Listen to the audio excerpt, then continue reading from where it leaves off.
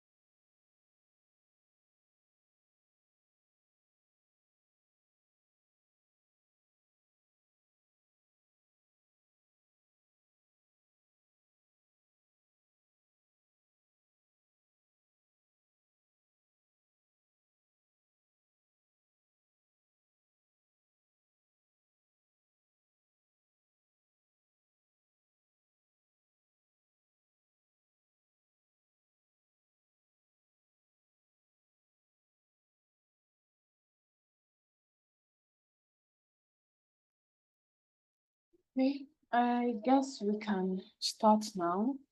Before I kick off today's class, let me know how have the classes been. Is there anything you feel like you need more pointers on or things that are still confusing you? Just let me know before we begin this class. You can unmute or you can just type either you're comfortable with.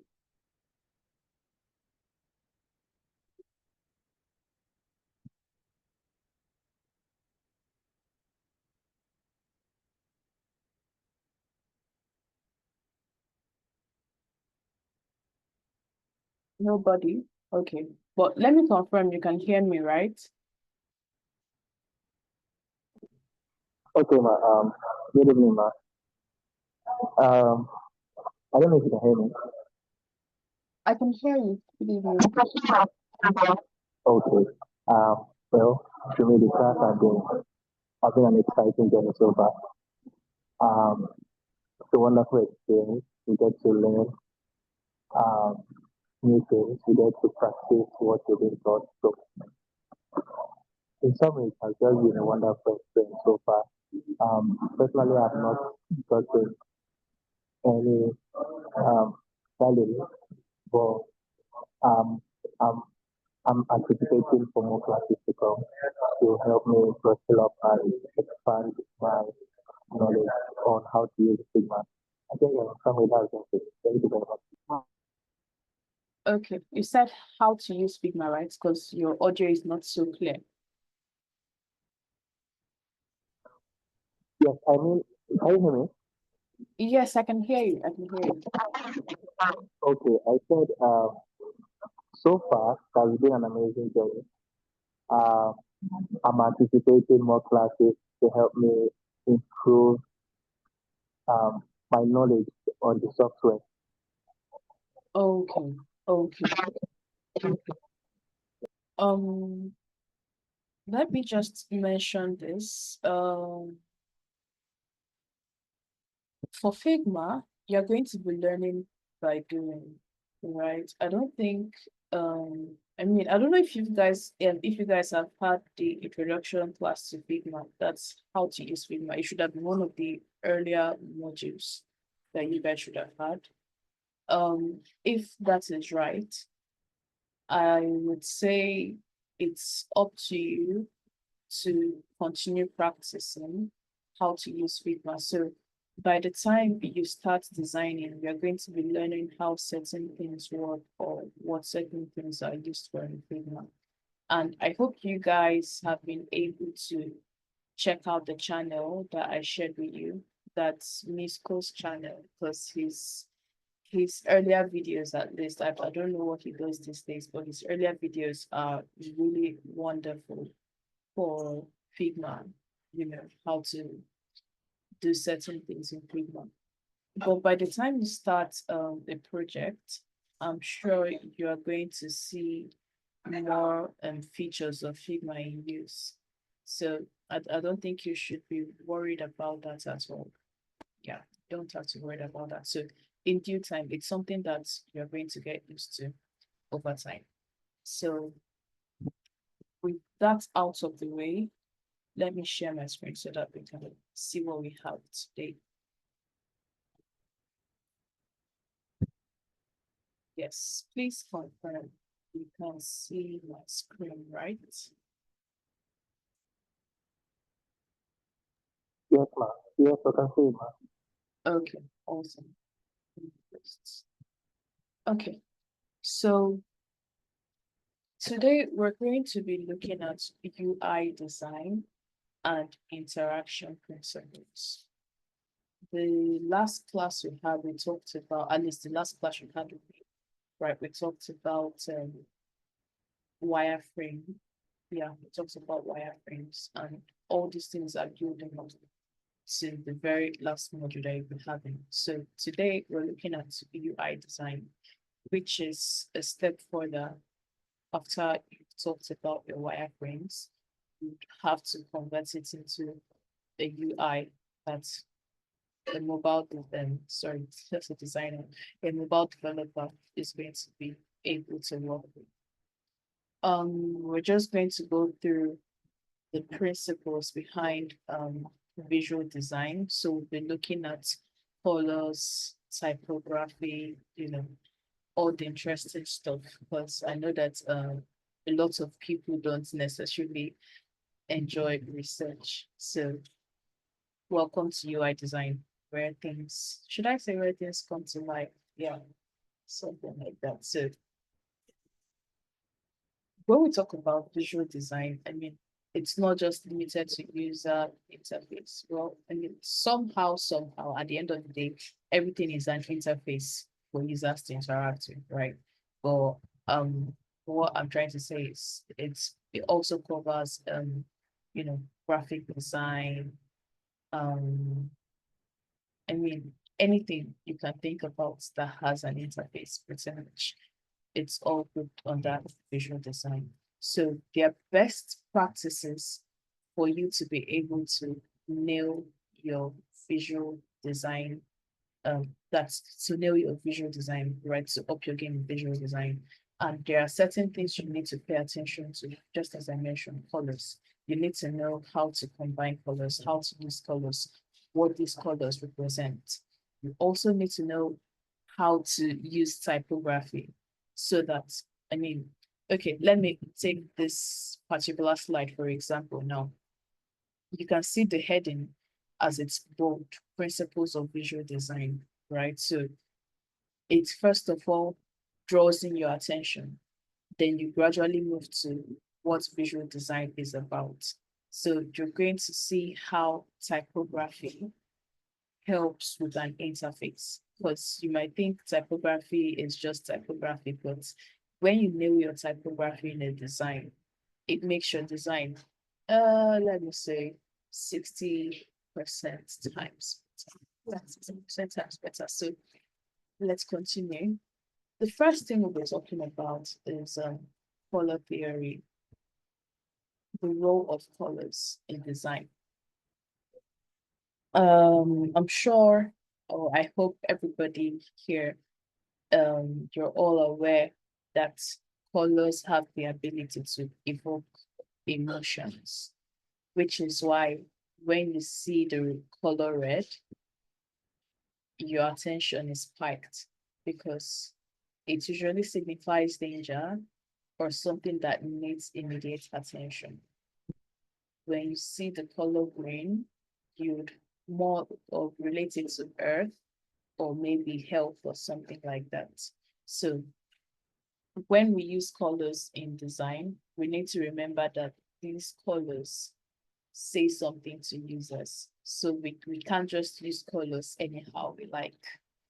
We can't we can't send maybe a success notification to users and the success notification is in red. You're going to confuse your users. And for you to understand how important color is, I don't know if you have been using a mobile app and let's say there is a notification or a modal, the first thing my eyes would go to is the color. I mean, what is the color I'm seeing there before I even start reading what that notification is saying. So when you use colors the wrong way, it's risky because users are going to be lost. They are going to take certain actions that they did not want to take. So imagine you see a modal and it's in green or I don't know, whatever color, but you're trying to send across a message that there is an error or that the user should watch out for something. That is terrible design. And when we also talk about colors, we should also know that different cultures perceive color in different ways. So something that might mean danger or warning or something in a different environment is going to possibly mean the opposite somewhere else. This is something you should consider when you are thinking about your target audience. And, you know, maybe you're working on a project that is supposed to be used somewhere in Asia, let me say maybe China. You'd have to understand the way they perceive colors because the way they perceive certain colors, I mean, is quite different from the way we are used to here. Yeah, from the way we're used to here. So, okay, I'll take us through the entire slide before I open Figma to start doing anything. So in case you have any question, remember you can always ask so that we don't leave anybody behind. Now, continuing, when we also talk about colors, now talking about using colors in Figma, there is something we call styles.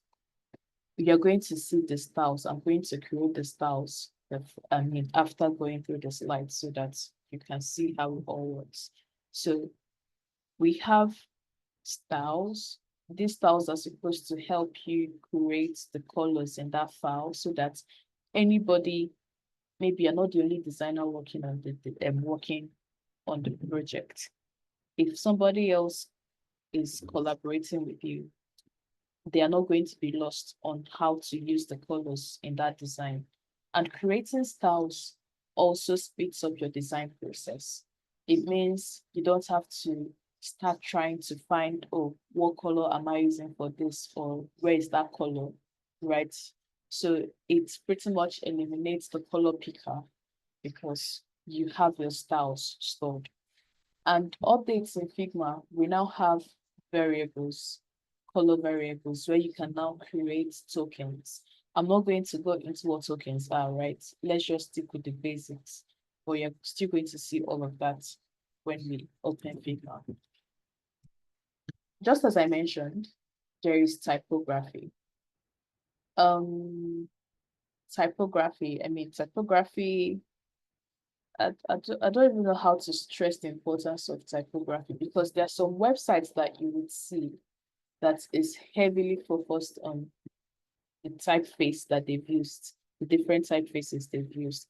And if they get that typeface wrong, or if their typography is terrible, you're not going to appreciate that design the same way you probably are already. So when we talk about typography, we have typography skills. So the skills are supposed to help you know the different measurements to use for the different fonts. Now, let me make something clear. When I say typeface, typeface is a group of fonts. So it's a family of fonts. So you can have interfamily. Interfamily is a typeface. But when you talk about maybe inter and the weight is probably light or regular, that one is a font.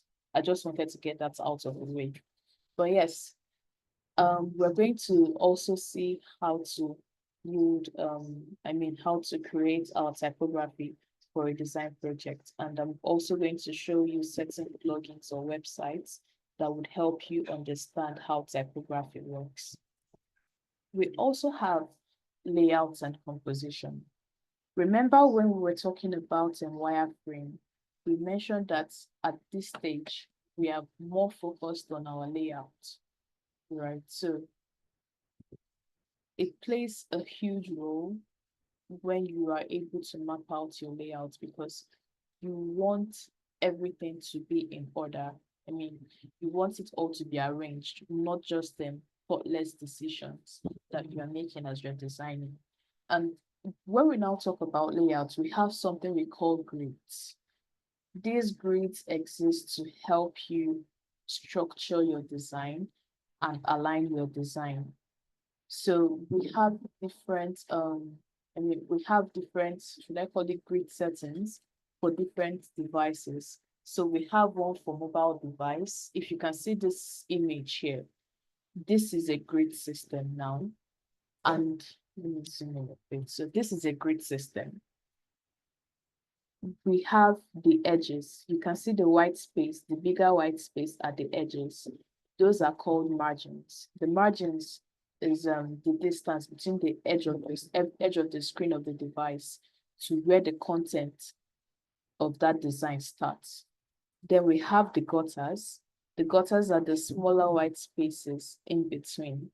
Then there are columns. Columns are the, should I call it red? Yeah, is red with reduced opacity. So the red columns are there as well.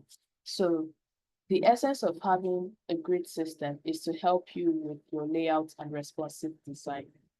So this is, everything is flexible, right? But we always have, minimums or best practices when you are creating your grid system. And as I said again, we are going to see it when we open Figma.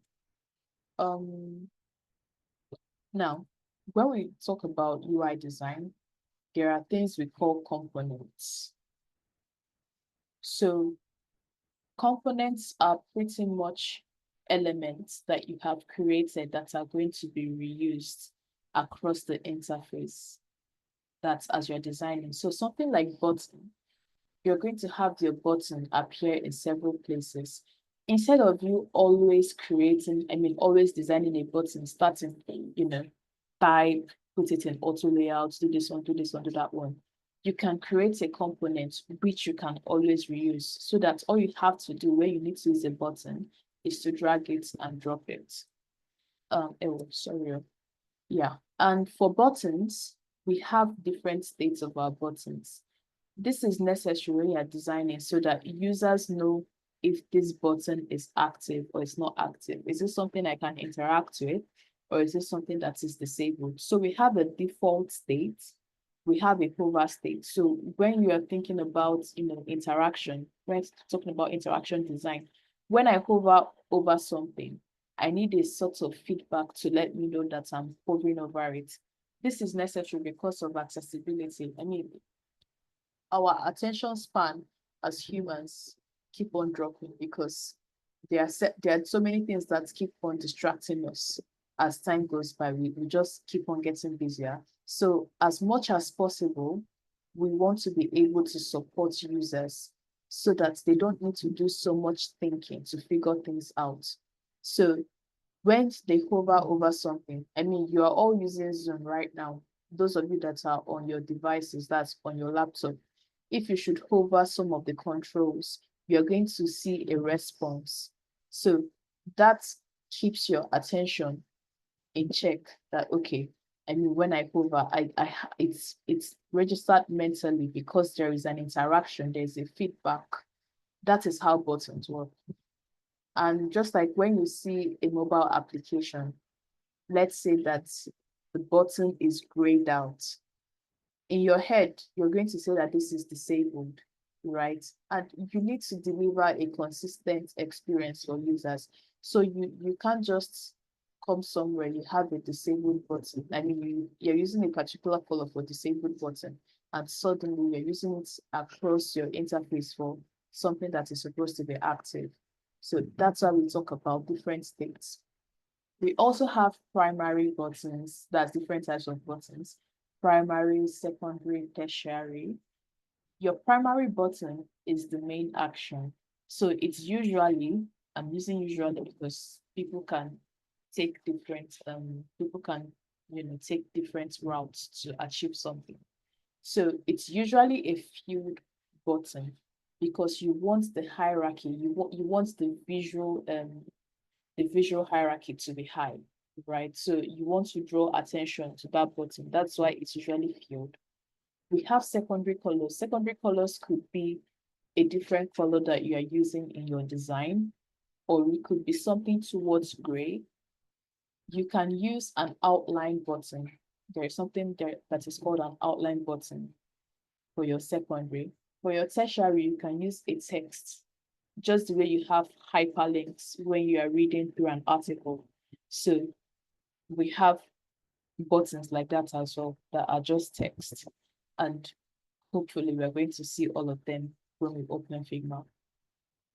Moving on to components. As I mentioned, components are things you reuse. So you can also think about icons. Definitely, icons are things that you see across different interfaces. And just as I said again, for accessibility's sake, icons help. So maybe when you are working with a desktop, you have more space on your desktop, so you can probably type out a full text. It's not the same case on mobile. On mobile, that full text, you can decide to represent it with an icon. So an icon can represent actions visually. So instead of typing copy, you use the icon for copy.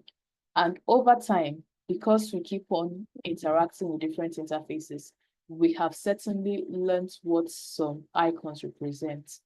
But when you feel like, or when you think, or when you know that an icon it's not something familiar, not something users have always been used to, or depending on your target audience, maybe your target audience is not so tech savvy, right? You have that responsibility to attach a text to explain what that icon is, because you don't just want them clicking on random things to see what works and what doesn't work. So your icons should be universally recognizable. If you look at websites, when you go to websites, if you can see my mouse, there is something I'm hovering over the hamburger icon here. We have gotten so used to this hamburger icon being the menu and being the menu. So you can't just use it for something else, or maybe introduce a totally different icon. Or imagine using this icon, that's this help icon or question icon to represent menu. Your design is going to be disorderly.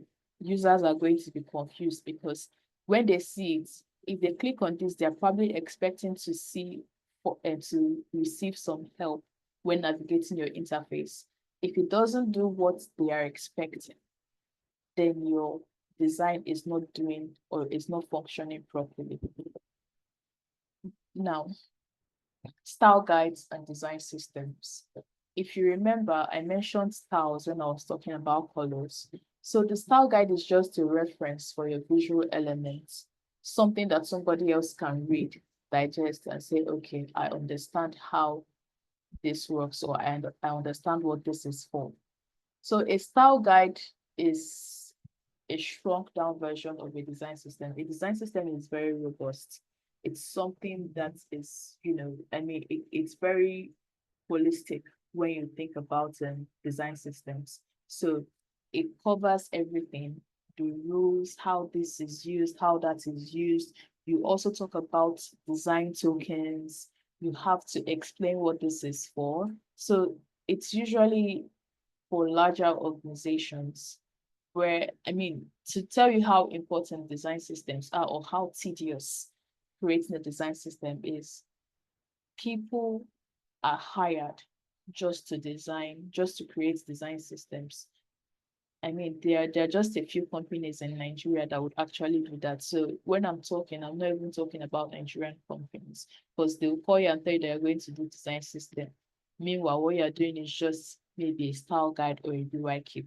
So design systems are very I mean, you have to exhaust everything that you are using in that design. And you also have to use a language that a developer is going to understand, because you need to hand off, right? If you have something that nobody understands, it's just as useless as I mean, it's almost as good as you don't have it at all.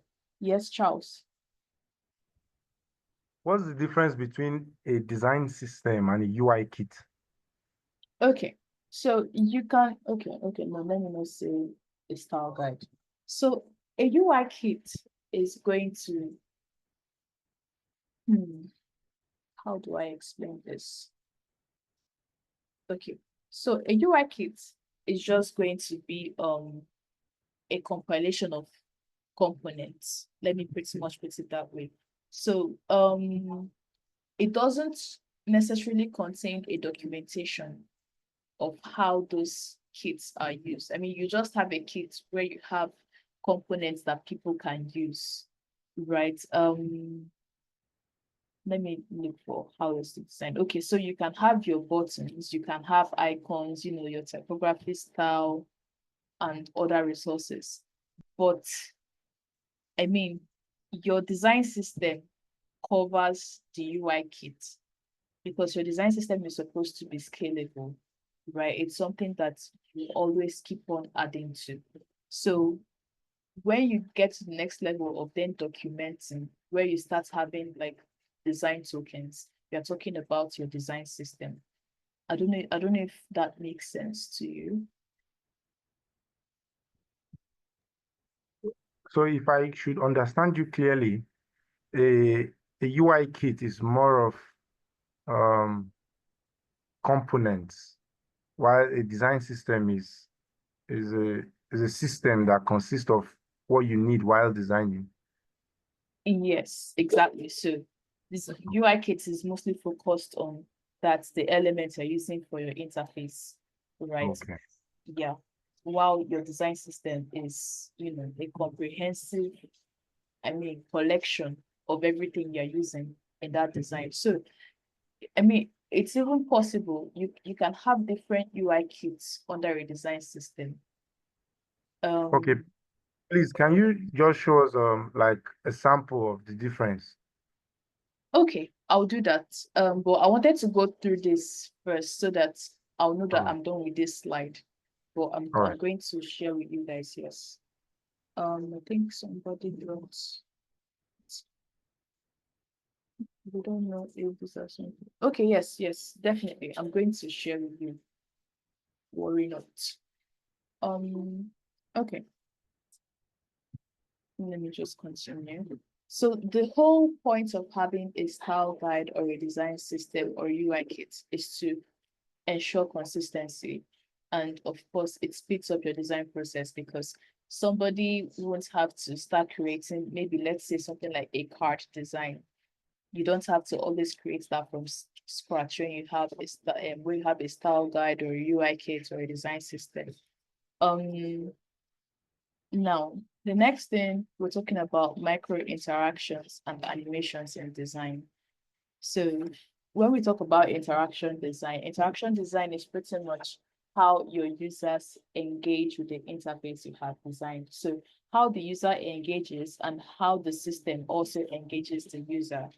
So this is why things like animations are important. So when you're scrolling through a website, you can have some animations where certain things slide in.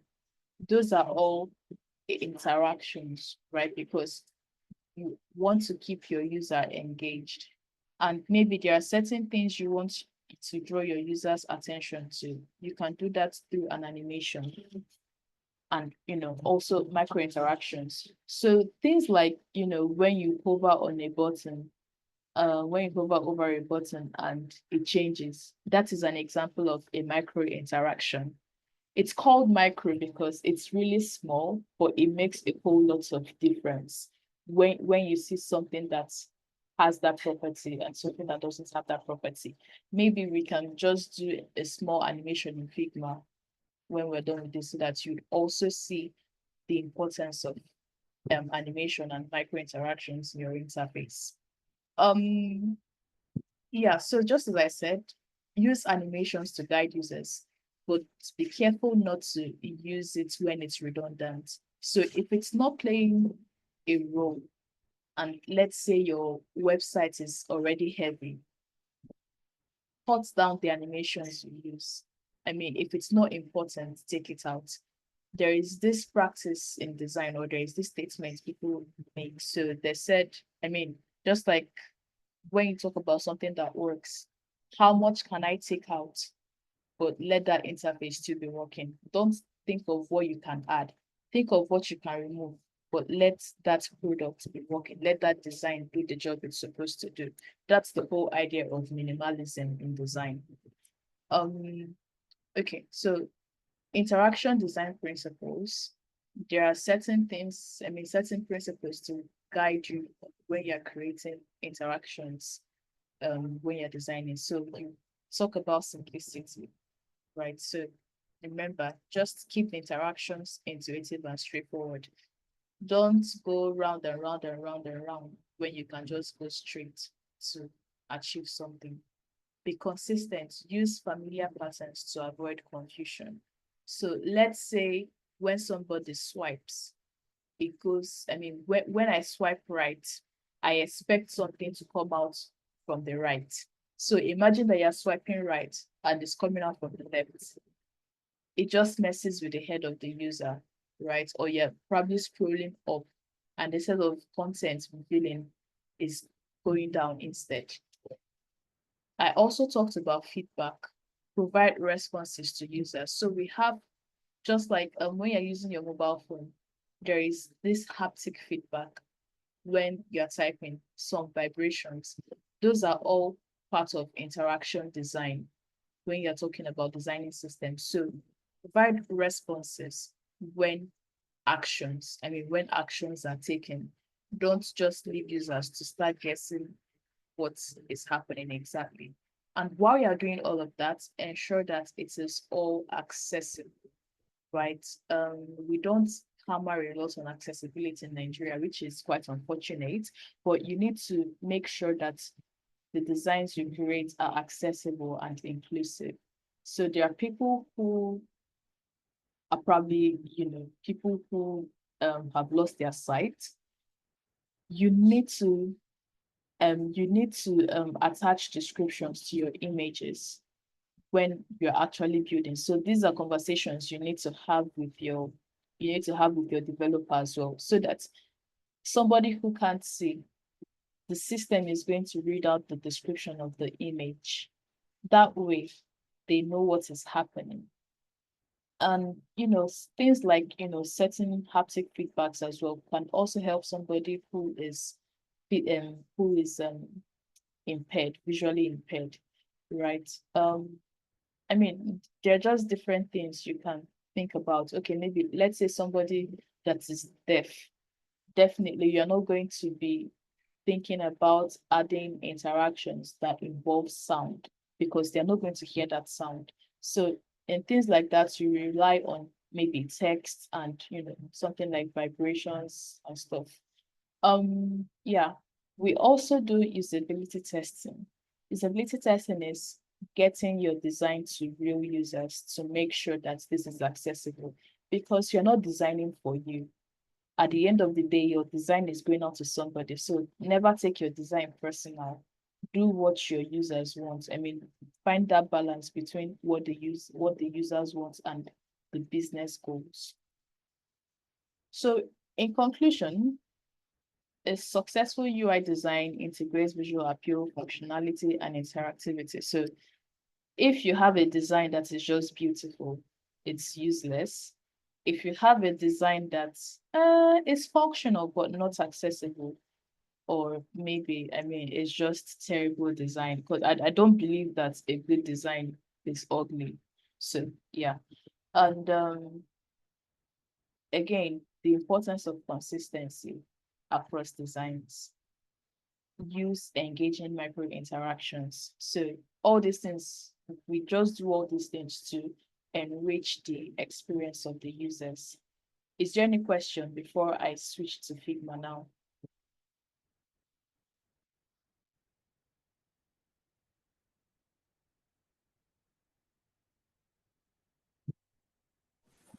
Hello, Yes, hi. I have a question, sorry. Okay, go ahead. Sorry, I joined this class like let me say this is the longest I've been in the class because I've been sick and kind of busy. I've not followed up with the whole class thing. So do you think when I watch the recorded videos, will I be able to catch up to the extent that I can be able to, you know, use whatever that is going on today and kind of I don't know.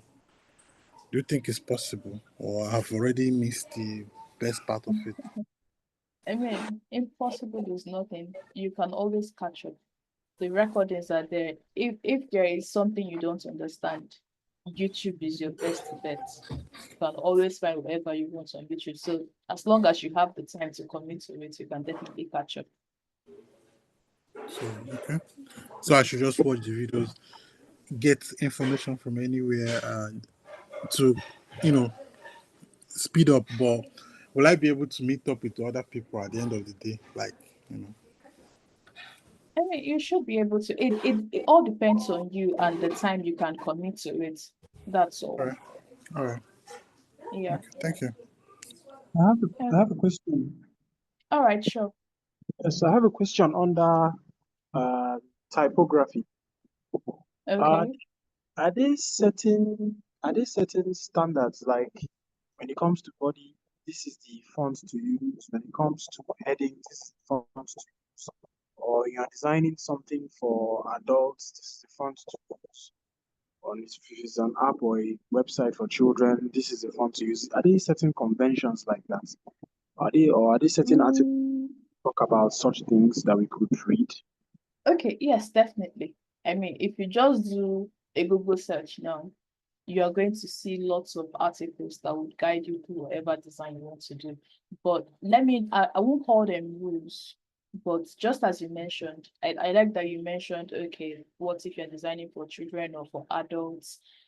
The whole idea is that you want to engage the audience, that's your target audience. So if it's a design going out to children, I don't think you'll be looking at creating a design that is serious.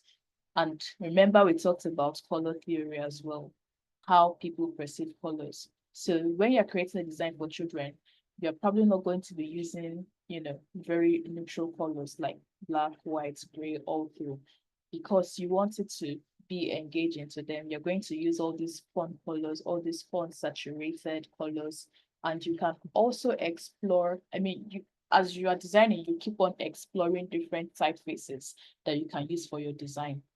So if you're designing for children, you can just look up suggestions on typefaces. I mean, there is no specific typeface, but you can find suggested typefaces that will be suitable for children. or if it's an adult, or let's say you're designing a product for a finance industry, right? You're not going to use something like Comic Sans to create their design, because that is not what they're trying to communicate. You also you also hear things about brand voice, right? How is this brand trying to position themselves in the market? That is also going to influence certain design decisions that you make. So I don't think it's something you should necessarily worry about right now. Definitely read up articles, but when you start working with a client or in a team, you are going to see more on how to make those decisions. So if your client tells you, oh, I'm looking for something classic, something elegant, you're going to be looking at, typefaces with cursives and stuff like that. So, but don't worry about that right now. As you start designing, you are going to start discovering different typefaces. Just like me, I'm still discovering different typefaces as I design, because I can't keep on using the same thing over and over again. Okay. Sorry, please, one more thing before we continue. Typefaces, I didn't know when we were there, I didn't fully understand. Are typefaces fonts? Okay, so a font is a type of a font is a specific type of typeface. That sounds ridiculous, but let me just move to Figma so that I can show you what exactly I mean. Let me share my Figma screen. Okay, it has switched, right? You guys Yep. can see Figma, right? Okay, Yes, I okay, can see Figma. so okay, let me just type something here. Now, when you look at the properties panel where you have typography, here you can see Sora. So Sora is a typeface.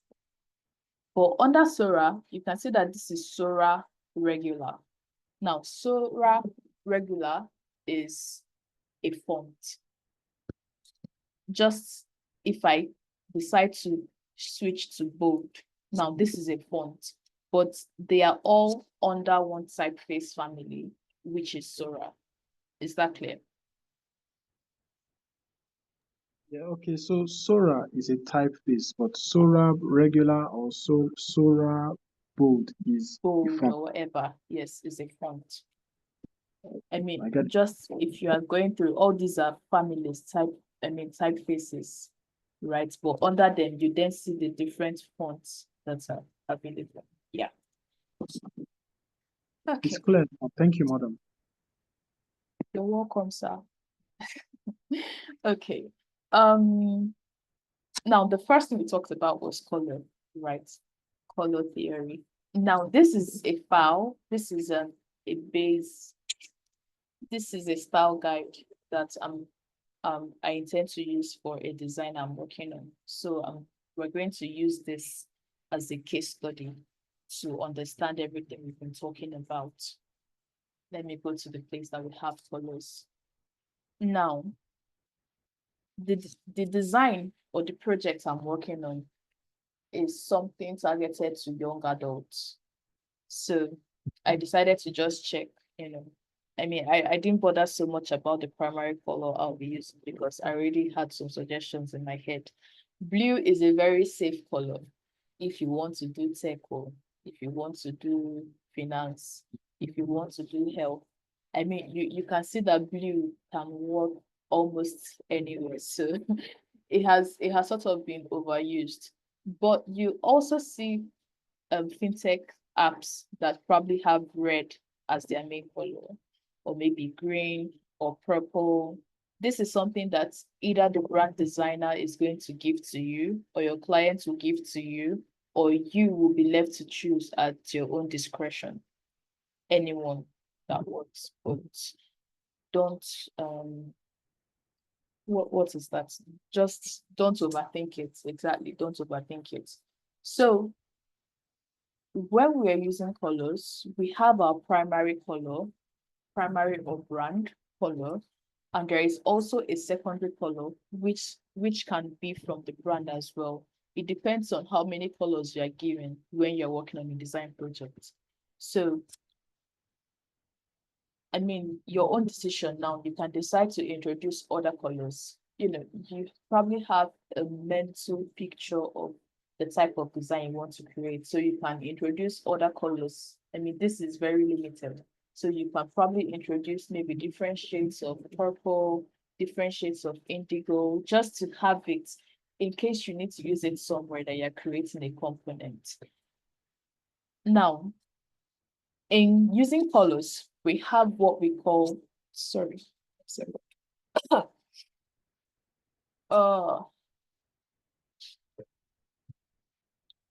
Sorry, just give me a second. So in using colors, we have what we call the 60, 30, 10 rules in colors. So the whole idea is that however you're using your colors, keep this ratio in mind because you want to still have some harmony in the design, right? You don't want to have, okay, so imagine that your brand color, I'm just saying imagine. Let me just find one design that I'll drag into here so that you would see exactly what this is about. 1 second, just trying to choose what to bring in.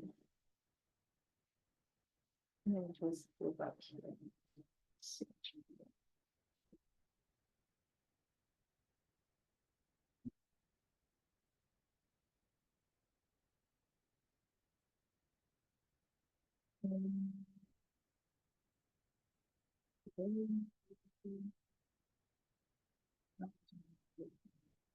Sorry, I'm sorry, let me just find the design that we can use as reference.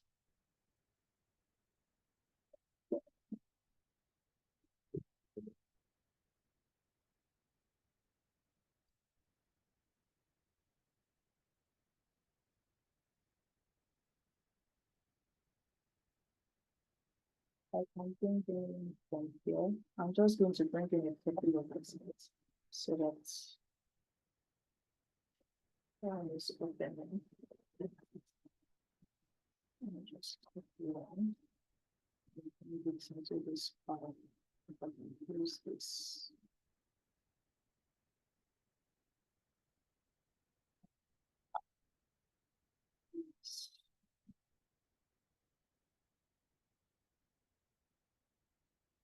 This is one. Let me bring in one more design. Then we can continue.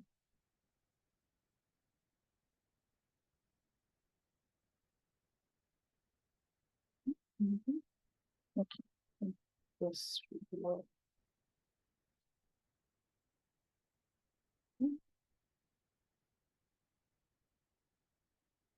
Okay, I'll copy that one. Copy this one as well.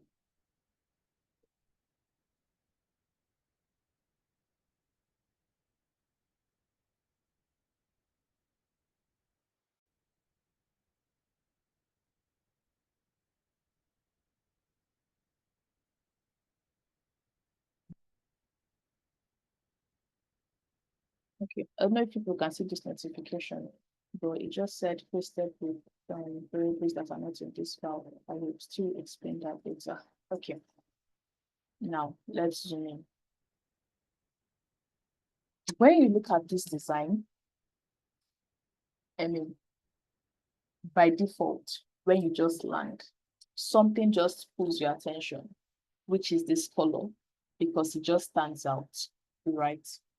And because this color stands out, it was not misused across the entire, I mean, this is just the hero section. So it was not used misused, rather, it was used sparingly in this interface. Outside of that, you can see a lot of neutral colors, like this color here, even the main background, which is white. You can also see inside, despite the design direction, this is also a neutral color. This is a neutral color. Now, this color, I mean, how do I even put what I'm trying to say?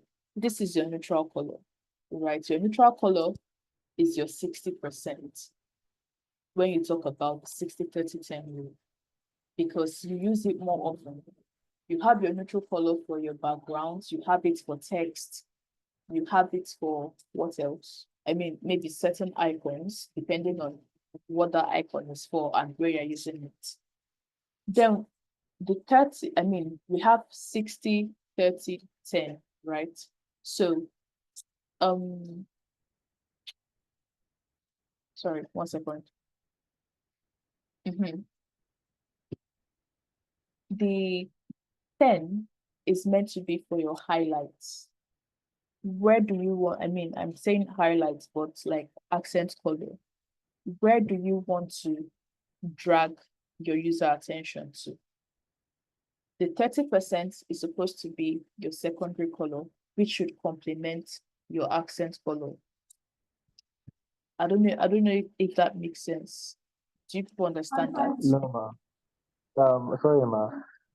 Okay. This example you put was, can you tell us which of them is 60 and which of them is 30? With this sample you sent to us. Okay, all right, sure, no problem. Just 1 second, I'm sorry. Okay. As you can see now, looking at this design, you would see that the main color, I mean, not the main color, the color that has been used a lot are neutral colors from the background to the text. Do you agree? I mean, just look at the design. Do you agree before I continue? Yes, ma. Okay. And that is why it is your 60, right? You have used it everywhere because, I mean, you have made that color common. Exactly. You have made the color common. So when users see it, it doesn't draw as much attention. Now, if you're looking at this, I don't know if I'm the only person, but looking at this interface now, something just keeps pulling my eyes towards this green, because this green just stands out. I mean, it's just there on its own, and I can't even see a lot of it looking at this interface. Do you agree before I continue? Yes, ma. Exactly. So that is usually your 10. Now for the 30, because of this design direction, you can say that your 30 is this other neutral color at the back. That's the one that contains these other things, because right now the function is that it's complementing this accent color that's been used. Do you get that? Yes, ma. Yes, ma. So, in essence, you are saying that the white is 60, and the white background. Yeah. I mean, the white background and the text. I mean, the neutral colors that you can see here pretty much is the 60. Yeah. Okay.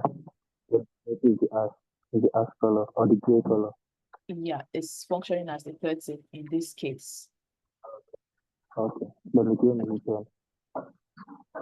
Then the 10 is the green. Let's look at another interface to make sure that we understand it better. I'm looking for it. Okay. This one is also okay. Now, let me find this ruler. Okay. When you look at this UI now, the dominant color, let's start from the background, is not pure white. So you have that as your neutral.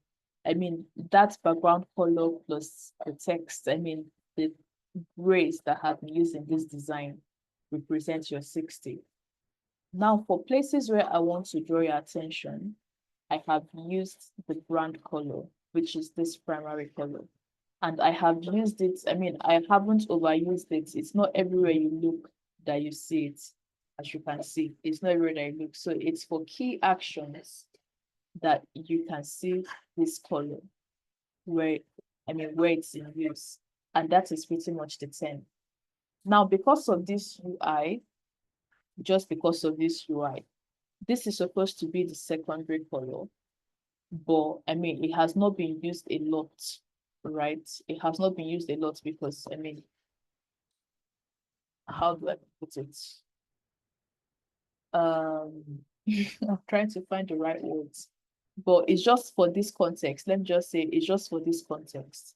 Let me just move over to this other design now, because I think this one would, this one would illustrate it best. As you can see, for the primary action I want users to take, this blue has been used for those actions, which is the 10. The 60, as you can see, the background, the text, and blah, blah, blah, blah, blah, blah, I've used that 60. For the 30%, which is still sort of missing, it's supposed to be this color. But because of the function of this design right now, it's being used for aesthetics here, because you can still see the blue in action here, but it's being used for aesthetic purposes. So you might ask, okay, I mean, no, you might ask, you might be wondering, what about these other colors? I mean, where do you count them? Where do you count them? They are also like accent colors, even though they are not the main colors. But I have also used them sparsely because they represent something. They're supposed to communicate something. So you shouldn't bother, because there are some designs where you're going to have multiple colors.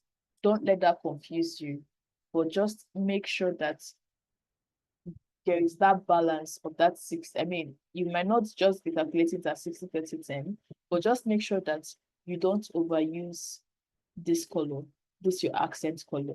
Now, let me show you how this can go wrong in a design. Okay, let me use this one. So imagine that, what color is this? Imagine that you want to sign in now or sign up, as the case may be. And there is this here, there is this here. Let me probably set these ones as well to the same color.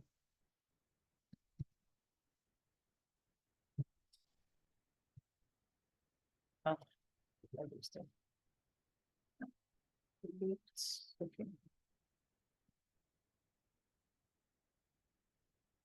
Okay. So look at this design now. At this point, I have overused my accent color because it's pretty much everywhere. So when I look at this design, I can't tell which is the primary action anymore, because there is this one and there is this one. I don't know which one it is anymore. But as it was before, when you want to perform the action, it was obvious that, I should click on continue, or this is what I'm being prompted to do. I mean, not necessarily this is what I'm being prompted to do, but me as the designer, I want the users to take this action, that's to click on continue when they do whatever they do.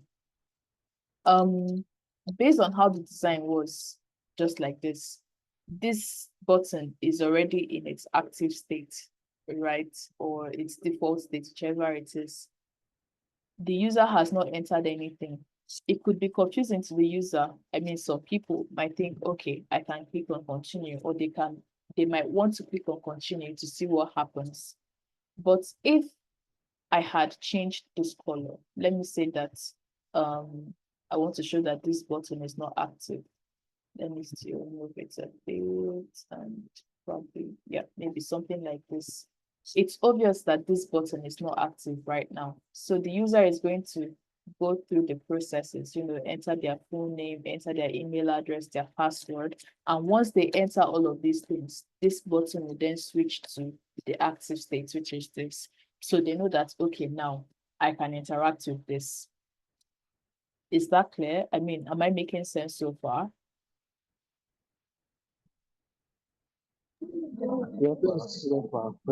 I'm following, man. Okay, awesome. And I left the colors I'm supposed to be talking about to start talking about button states. Back to colors. So this style guide right now, you can see the primary, I mean, this is the naming convention now. So this is primary gray, but this gray is for your texts. That is why I have created this palette now. I want to use this on my text. I mean, when I start assigning or, start creating the tokens, as you can see here in the properties, it's just saying primary gray choices 100. It doesn't, I mean, if somebody else walks into this design, I mean, what wants to use this, it won't make sense to them unless I explain. This is why design tokens are important, because when I'm then naming this as a token, I'm probably going to name it heading text. I mean, or header text, whichever convention that is being used in that team that I'm working with. So that when they see it, they know that, okay, this particular color, despite this being the color, this is what the function is for. But yeah, this is just for the text, the brand, this is the secondary color.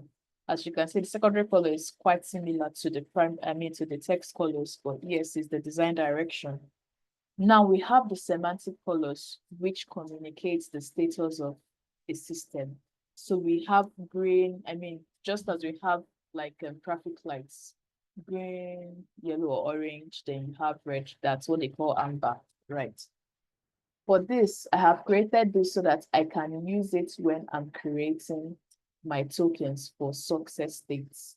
So I know that this green is for when I want to communicate that something is successful, I use it for that interface. This is for warning. I mean, yellow is, I mean, yellow, amber, whatever. It's a warning, but not a warning. I mean, not communicating, not necessarily communicating imminent danger. Yeah, imminent danger, like red.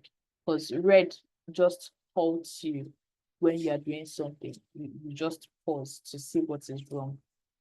Just the same way traffic lights work. When we now want to create styles, okay, now let me talk to you on how to create styles now. I'm going to regenerate these things to show you how it works. There's a plugin called Tints and Shades, but we're going to see it. You might be wondering, how do I select colors? I mean, how do I know which shade of red to use, or which shade of green to use, or which shade of yellow to use for my design? If you look closely here, these are all the base colors. I mean, these ones that are bigger are the base colors. That's the same thing as this ones on top, the base colors, right? So from the base colors, these all were generated, all of these were generated. And because you have generated this does not mean that you cannot tweak it. You can always tweak it to make sure that it works for you. I mean, it's not just something generates and you leave it and say, it has been generated, let me leave it like that. No, you always have to keep on refining to fit your use case or to fit what you're trying to achieve.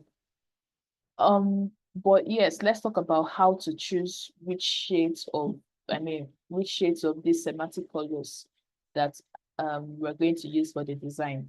Now, this is, should I call it a best practice or a hack, something like that, that you can use so that you are not confused when you are selecting your colors. Usually, your client is going to give you a primary color, which is their brand color. So maybe a primary and a secondary, no problem. But it's their color, right? If you open your color properties, you are going to see here that you have hex values, you have RGB, you have CSS, you have HSL. Awesome. When you have this, you can always switch to HSL to help you choose the next colors for your semantics, because you want these colors to be similar in terms of its properties, not its hue. But when you talk about the saturation and the lightness, you want it to be similar. Now, imagine that, okay, as I have this color, and I want to choose maybe the color I'm using for success states, right? And I just come here and I'm like, okay, let me just do it randomly. I come here and I just come to green and I'm like, okay, I like this green or I like this green. Now, when you bring this green, I mean, when you're looking at this green and this blue, I mean, you are definitely the complements, but that's not what I'm looking at right now. What I'm looking at is the vibrancy. I mean, the quality of that color. This one is more saturated. This one is more towards pastel color. When you look at a design that has a combination of this, most times it just doesn't work well together because one is sort of soothing and the other one is quite vibrant. So they are not on the same frequency. This is just a hack. I mean, I learned it from someone, one designer, right? A hack for you to be able to choose the color that works best. So I did that one. Let me just bring it back and just duplicate this. So if I want to choose a color that's the base color for my success stage now, I'll just open this color. I'll just open the color properties and go and I change to HSL, which is hue, saturation, and lightness. I'll just leave it there where it is. I'm not going to move this one around anymore. I'm just going to come here and drag it around. And when I find, the hue that works for me, I leave it there. The whole point is I've maintained the same saturation property and the same lightness. So as opposed to this one, this particular one, when you look at this green and this blue, they have the same type of hue. Do you understand that? Am I making sense? Yes. Happy people fell asleep. Abizasi fell asleep, fallen asleep. Okay, so the same thing. I'm just going to duplicate Okay. this as well. Okay, awesome. The same thing. I'm just going to duplicate this as well and just drag it along. And I'm looking for something to use for warning, like my yellow or orange. And I'm like, okay, yeah, I'm comfortable with this because they all look alike. They're giving me the same type of energy or the same type of vibe, pretty much. And I want to get something for my error state. I just drag it red. And yeah, they look like they were selected by the same person instead of this one that just looks so off compared to all these other ones. Now I can delete this. Now, how to generate this skin? Because at some point you might need to use some light red for a background. All these things, as I mentioned earlier, depend on your design direction, the direction you want to go for. So don't think it must be a certain way. It must not be a certain way. But it's always safe to generate these things so that in the future when you're making a reference, you know that you have these colors. What you just have to do is to pick them and move on. For you to work with this, to generate this, there is a plugin, as I mentioned, called Tints and Shades. So if you want to generate a color, if you want to generate the skin for this color, just draw a rectangle, pick that color, make the rectangle the color you want to generate, because the plugin only works with rectangles when you want to generate colors. And open up this modal. You know how to open this modal, Control and /. You open it. I already ran it recently. See it here, Tints and Shades. You just select it. It says create from selected rectangle. Just click on it and see it work. Oh, they said select. Oh, I didn't select it. Sorry. So select a rectangle object with fill. I'm just going to run it again. Away from selected rectangle. And yeah, it just generates the color palettes for me. This is why I said when you generate this, don't take it as the final thing. To me, this is still too saturated, maybe for the type of thing I'm looking for in the design. Instead of me going here to just drag this thing up and down, trying to guess, I just come here where I have these values. So this is the hue, this is the saturation, this is the lightness. What I want to play around with is the lightness. So I can just increase it to say 96%. And yeah, okay. So maybe this then works for the design that I have in my head that I want to do. Hello, ma'am. Sorry, Yeah. ma'am. I wanted to ask, you use a shortcut to go about getting to pop out the plugin. So what of the manual way of doing that? And how do you get the plugin? The manual way of, okay, bringing out the modal. Yeah. Um,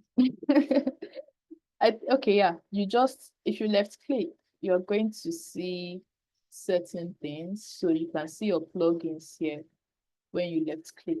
Sorry, that's a left click, right click. So right click will bring out this for you. You can see here, it says show or hide UI. So when you click on it, oh, sorry, that is to hide your this thing.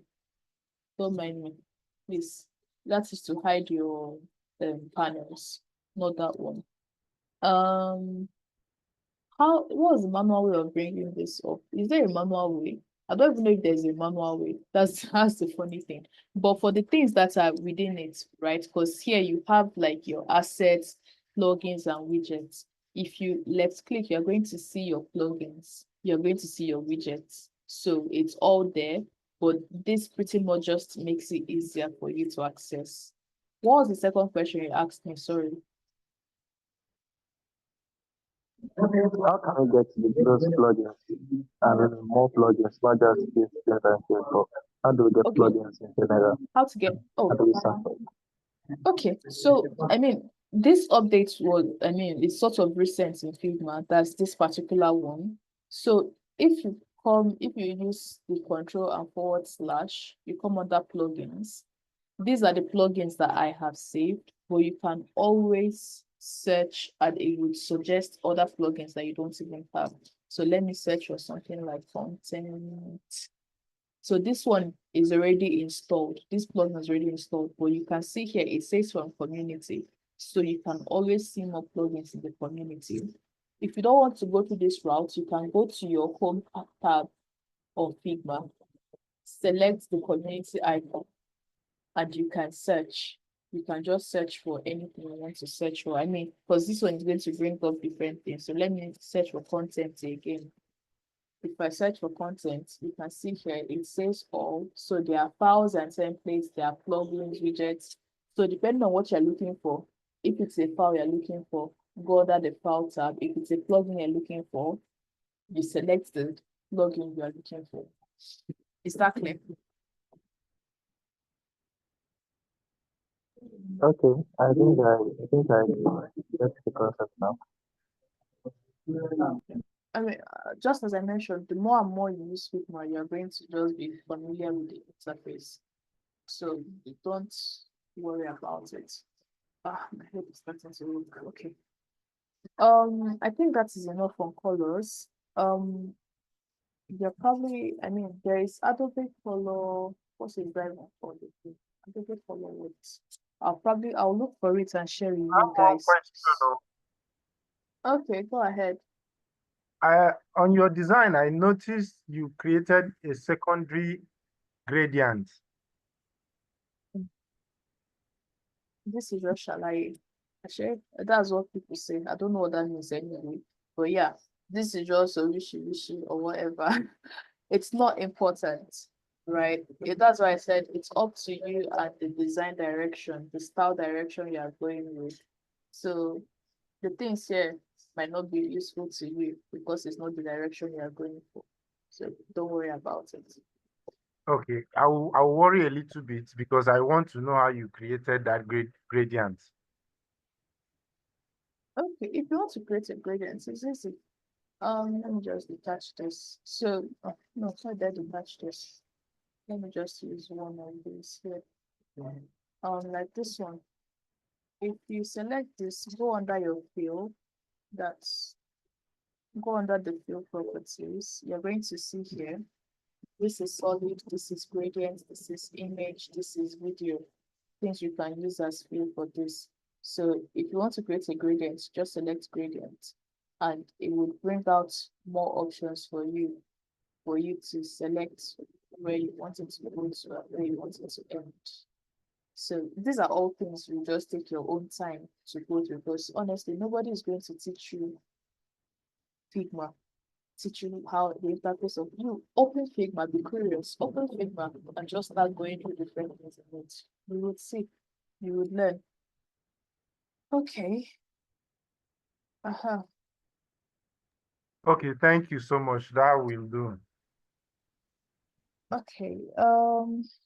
So after colors, let me go to the next thing. Typography. Typography. Yeah, this is typography. So here you can see scale category, typeface, font, just as I said, font, size, line height, letter spacing, different things. We have different ratios when we want to create a type scale. Different English coming out. So there are different ratios. There's the golden ratio, which should be 1.6 something is to 1, 1.6 something is to 1. So the ratio you're going to use depends on the interface you're designing for and the type of design as well. I mean, see, at the end of the day, everything is up to you. It depends on the direction you and your client want to go. So nothing I tell you here is absolute. You still go back and do your own research. But we usually start with a base, which is usually your body. Okay, let me come back here. And the base, I mean, when you study different design systems would have their own base. But usually we use 16 pixels. Let me just set the line height to auto. We use 16 pixels. So when you decide on the ratio you want to use, maybe you want to use what are all these ratios that we will talk about? There's the minor scale, there is major scale, but those are things for you to explore at your own time because I can't do all of that. So, but pretty much when you have your base, let's say the ratio you're using is 1.2. What you do is you multiply 16 by 1.2 for you to know the next size or the next font. Yeah, the next font that you're going to be using. So 16 times 1.2 is 19. You're going to be doing a lot of approximations as well. Yes, this is design. You're going to be doing approximations. So if you do 19, the next one is going to be 19 times 1.2, just like that. You keep on increasing and increasing and increasing until you are satisfied. But you have to define, I mean, if you're designing for a website, you'd have to create one for desktop and create one for mobile because you can't just have the same font for your mobile. I'm going to send some articles that you can read for typeface because it's just there's a lot to talk about when you talk about typography rather. After typography, we talked about layout and composition. Let me go back to this. Where did I paste that? Colors. Oh my god. Okay. Let me use this one to explain. Please just try to follow my pointer. Where you have layout grid, let me unhide it. So we have grids, we have columns, and we have rows. Now, let me explain to you people again what margin and the borders and the rest of them are. Let me just draw a rectangle here. Exactly. So this rectangle now, let me change the color.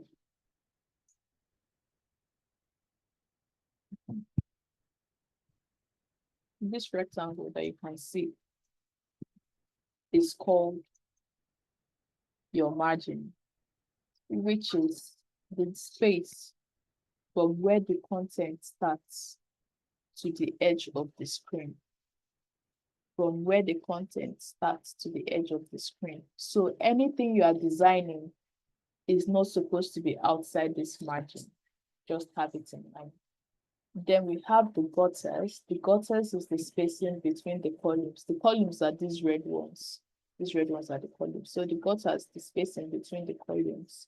All these things are just to help you align elements in your design.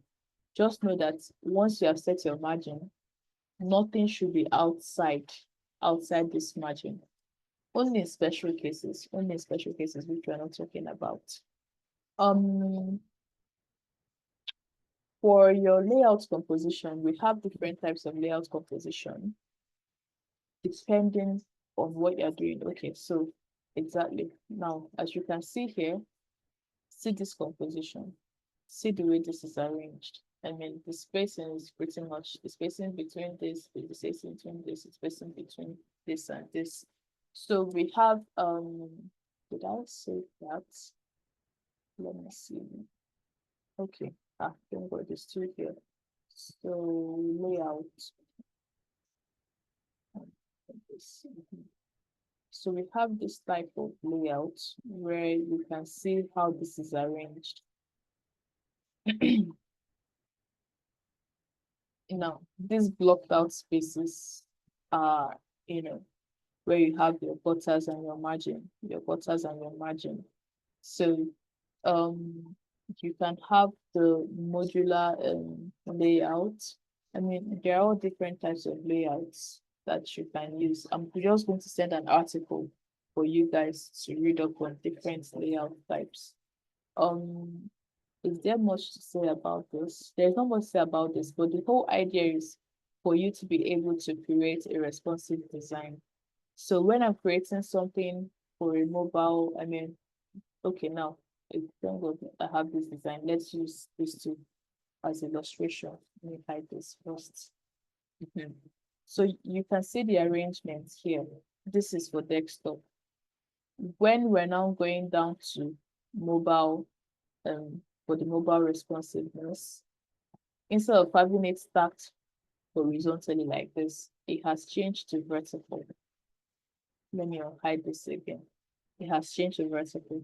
So the whole idea of your grid system is to help you structure your layout. That's just why it's important. Just help you narrow, pin it down. Your that's the structure of your layout. I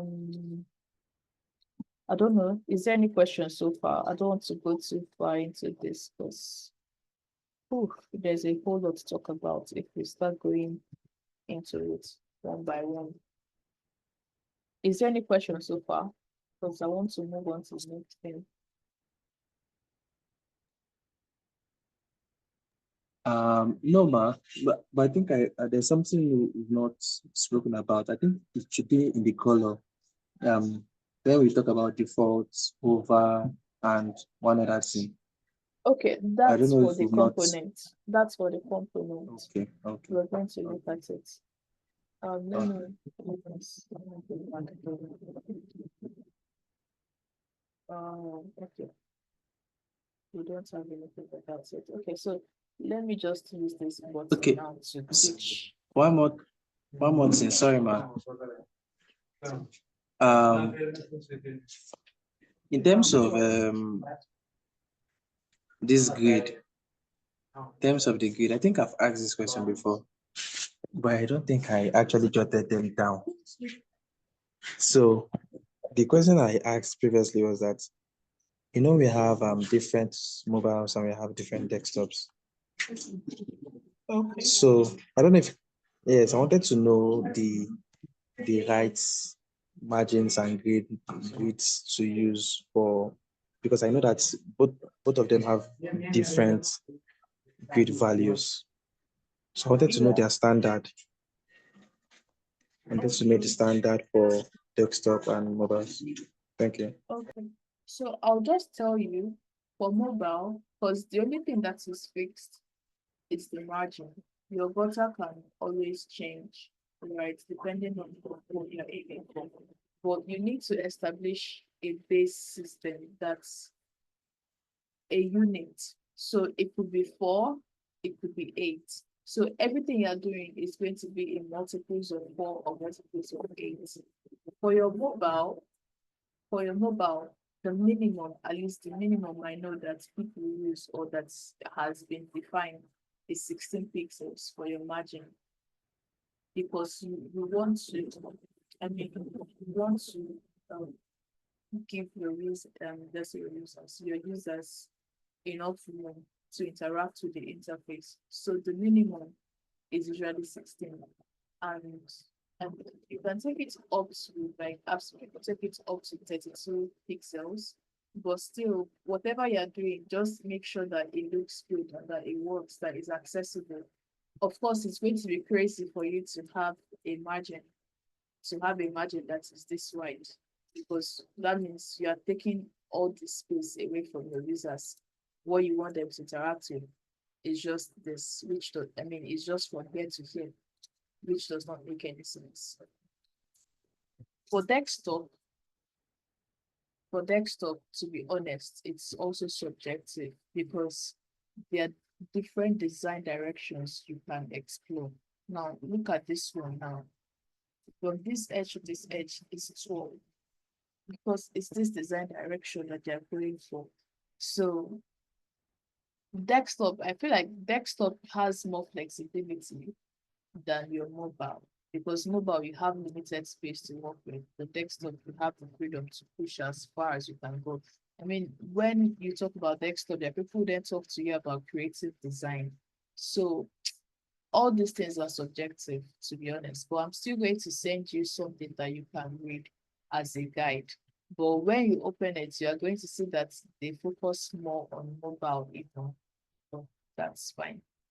I'm going to share with you. So let me just move on to components. So I have this button. This button is not a component because I've not labeled it a component. Let me just set it to home. So if you want to make it a component, you go here to your properties panel. There is this icon that looks like 4 diamonds or whatever, this diamond shape. And you click on create component. So it's now a component. And now I can create instances of this component with different properties. How do I do that? Sorry, different variants rather. So I just click on add variant button. What I want to do is to create a hover state. And in my head, when I hover on it, I want this button to be darker. I want the color to get darker. I mean, it could be darker or I want it to get lighter. It depends on the direction you are going with. For me, I want it to get darker. Maybe something like this when I hover. And I probably want I want to add an effect, a shadow effect to it. Let me just fix the shadow settings. Something like this. Centered, blur or two. This darker. Okay. So this is what I want for my hover state.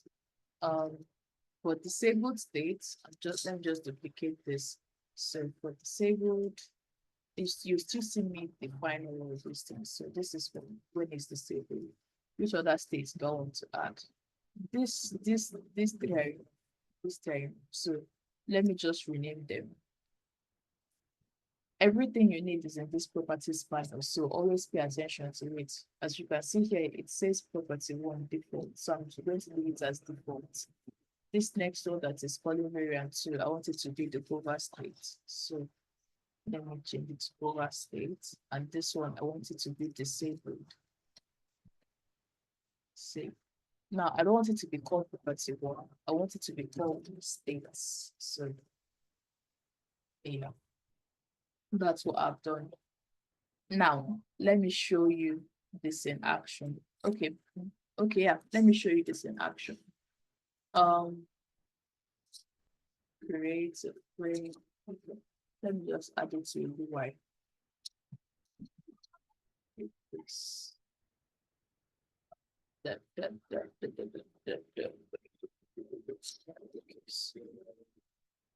was going to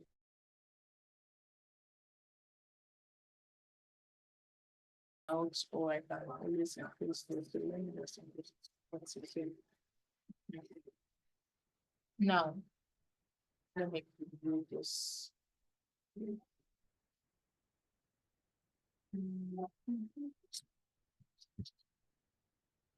Oh my God. Okay. So from what you can see, this button is here. But wait, what did I even do? Did I drag it? Sorry, I just I not drag it. Okay, so this button is here, but as you can see, when I hover, nothing happens. Why? Because I did not add any interaction here. Now, if you want to add interactions, you go to prototype or prototype. That's when Sorry, you ma, start. the system went off. We didn't see what you actually did. The How system you went off. drag and like the thing went dark. We didn't see how you replaced it. The continue button. But you can see it now. Yes, I can see it now. Okay, so I pretty much just copied it and I pasted it into the design. That is what I just did. So let me prototype this. But can you see this particular screen? Can you see this one? Yes, ma'am. You can see Okay. it. Please, can you Okay. copy and paste it again so that I see, please? I'm so sorry. I mean, nothing is going to change. I've copied it. That's Control C, Control Shift R to replace, or Control V to just paste. Well, if I use Control Shift R, it's just going to paste it there. If you can see, it changed. So Okay. yeah. So any change I want to make to this button, I'm going to making the change to these components because I want it to reflect wherever I use an instance of this button anyway. So let me go over to prototype again. Now you can see these nodes that appear. I just have to drag and connect. It's going to bring up this pop-up interaction, trigger action state. So I want it to say on hover, where it's okay, while hovering, I want it to change to hover. The animation, I want it to be instant because there's no celebration to it. It can be instant or I can decide to smart animate, but I'm not smart animating anything. Now, yeah, let me load this page again so you can see how it works. Okay, so because I have linked it there, if I hover now, you see that it changes. I hope people can see it. Can you see the interaction?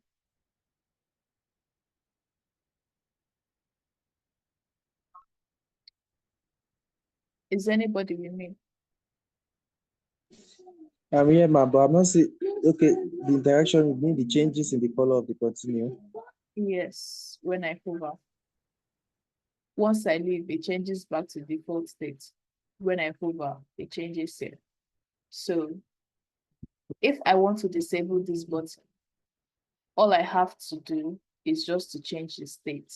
I just go here, select disabled, simple. So anywhere I use this button, I always have the freedom to select which state I want it to be because I have this as a component. That is just the idea of creating components. As I always say, you get familiar with these things, the more and more you use Figma from when.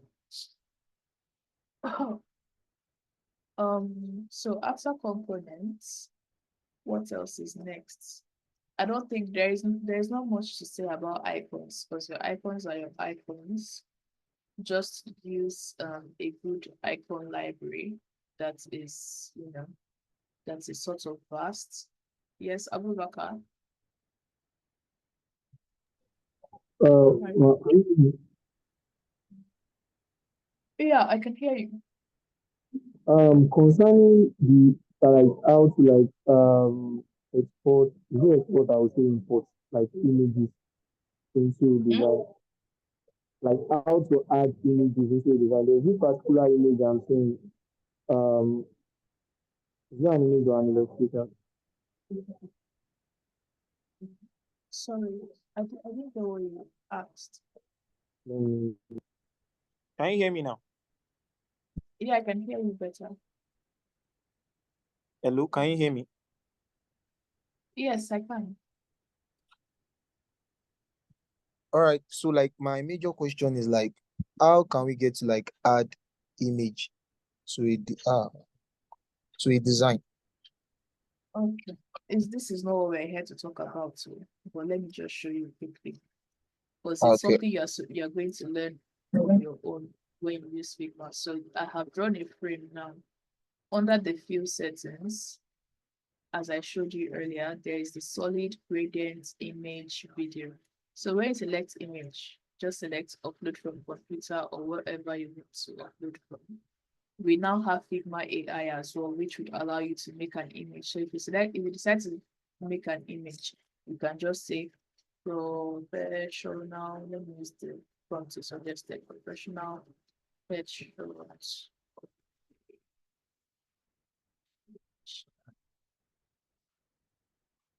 Best application woman. What's exactly my spelling? There's one page. Good best for that's professional. Oh, I'm already getting tired. Sorry. Location. Oh, professional. Thank you. Professional for short serving. Location. Woman. Let me see. Make it.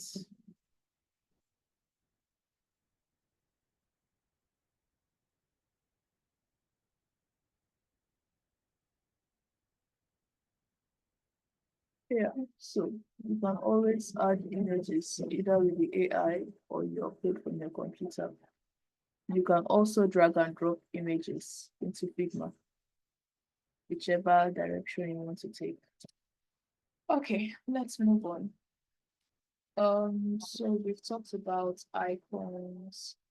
Now, for creating a style guide, I mean everything we're talking about up to now leads up to how to create a style guide, because you're going to have to generate your colors just as I showed you.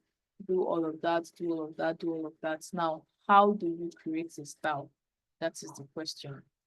There are different ways to create a style. So when you select, I've not selected anything here right now, and you're looking at this panel, you see here that it says local styles. If you click on add, it will create a style, either a text, color, effect, or grid. You can also select this color when you come here under the fill properties. Click on this where it says apply styles. So when you click on it, you just see this plus icon here. So new style or variable. Click on it, you create a style. Let's name it red, with how many days. Now I've created a style. So if I want to use that color, all I have to do is come under here and I'll see the style saved and I just apply it. It's just that simple. There are also plugins that can help you create styles in batches, but I don't think I want to go into that right now. Maybe in a future class or something, we can look at that. Yeah, so when you're creating your style guide, the basic things, the important things you have to note is the color and the colors. Talk about spacing. Well, spacing is 50-50. Talk about spacing, typography, you select your icons. Those are the basic things when you're creating a style guide. The same way you created a style for this box is the same way you create a style for text. So let me just type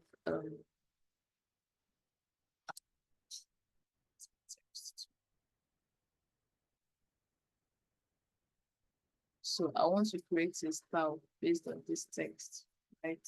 What I have to do is just as I did here as well, this should be typesetting, this is typesetting, sorry.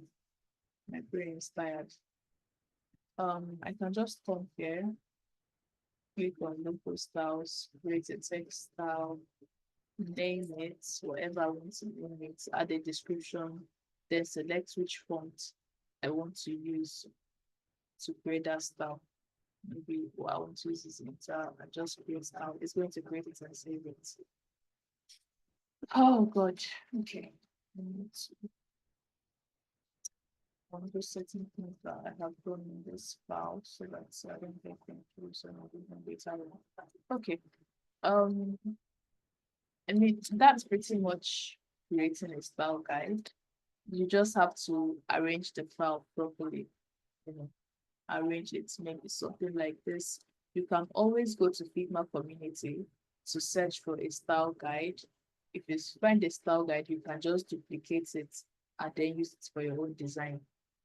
That's it, because there's no need doing hard work that somebody else has done. Yeah, I think we can end the class here. I think I've covered the most important things. The only other thing is micro interaction, which we saw a glimpse of it when we were creating this button. But if you want to get deep into animation, you have to do it at your own time because there are a lot of things that you can learn. You know, you have different states, you have different types of interactions, set variable and stuff like that. So those are for you to explore later on. Is there any question based on what we've done so far?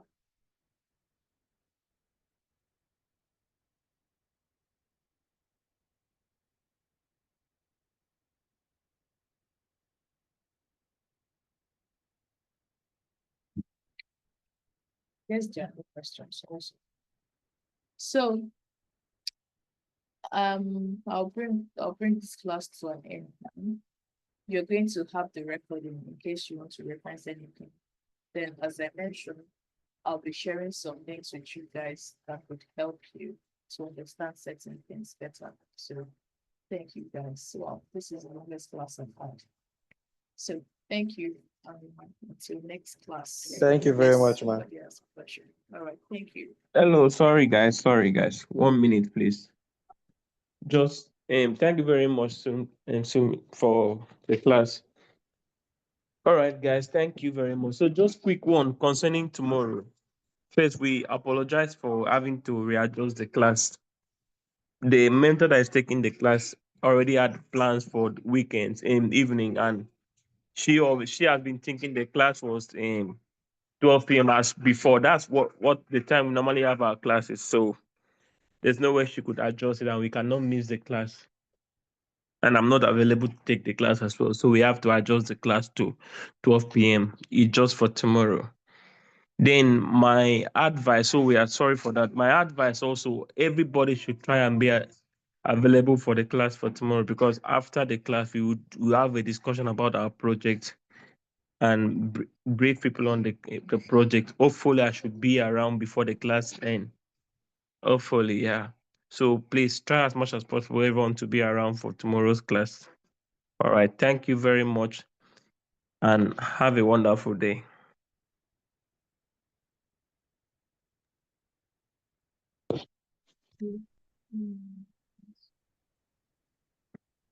Can you guys hear me? Yes, sir, we can. All right. Thank you. Bye.